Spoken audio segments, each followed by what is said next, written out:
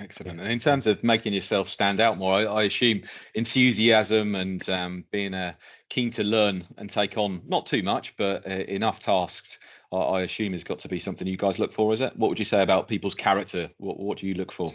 Taking ownership.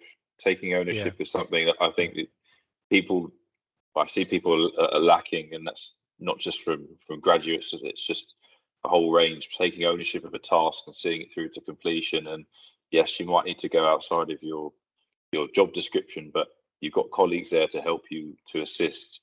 The internet, there's technology, databases, documents, standards that can all be there, references to use. So it's what I most look for is people who, the people in my organisation who've grown the quickest and developed the quickest, for those who say, right, John, no, leave it with me, I'll get it sorted, I'll take it through, and I get a happy client. They come to me, all the jobs signed off, done before the time frames that we were supposed to do it in. So there's a financial benefit for the company, happy client, happy staff, and that's really key. I think the ownership of taking ownership, seeing something through to the end. Yeah, I agree, John. I think for me it's the same. Like it's mainly about attitude, as you say, ownership and enthusiasm and the character of the person, more so than for me sort of technical. Technical can be learned. As you said, there are localization aspects people need to get up to speed with, but we've got technical people in the region that know all that can give the people that knowledge. You can't teach attitude and the character. And as we said earlier, this can be a tough place to work, and you need those people with that right attitude to be able to grits and a good work ethic.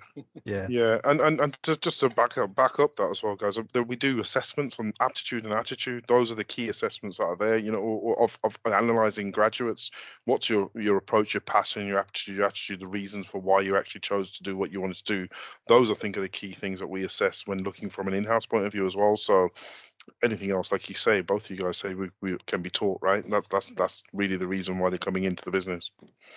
Yeah, I think I agree with all of that, and I think that certainly the Max Fordham's where I started, they really didn't recruit MEP graduates, people that had done MEP as a degree, and the reason for that is because they felt that they would already be too in a box. They'd know what they'd been taught, so they hired someone with a generalized degree. The guy who sat next to me had done astrophysics, because what they wanted is they want people who could think. They wanted people who could look at a problem and break it down and come at it. And I think all of the best graduates are people like that, who can just look at a problem. And we're seeing, actually, I think I can see him on this call, so I won't mention his name. One of the best graduates we've had in a long, long time is someone who's actually brought in some skills in programming and digitalization that we didn't have. It's just something that was inherently he's good at. His part came through his university degree, and he was doing things and looking at problems in a way that we weren't. So it's like, okay, you can do that, go with it, run with it. You explore your talents. We can teach you how to size a duct. We can teach you how to size a pipe. That's easy.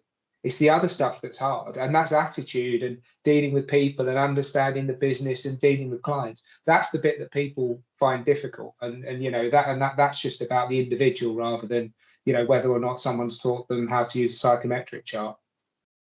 Yeah, I mean it's getting that fine balance of listening and absorbing information and the skills and what's going on around about you, and then speaking up when you say, actually, we could be doing it this way. If you get that balance right, you will succeed so quickly 100%. In this industry.